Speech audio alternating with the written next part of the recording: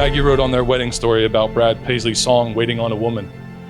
And I can't help but think that they were just somehow waiting for each other, waiting for the right time, the right place, and that one special day, today.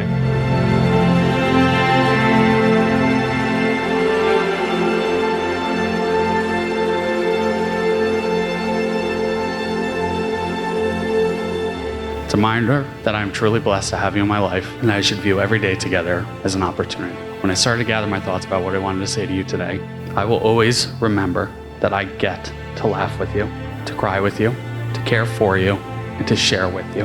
And my love will always be findable.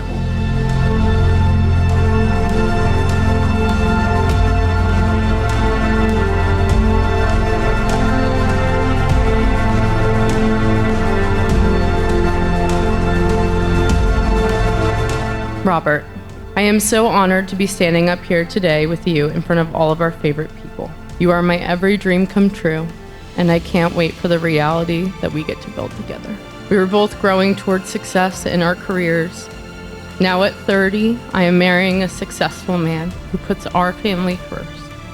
I am so grateful for how gracefully you have stepped up during a time that I felt so lost.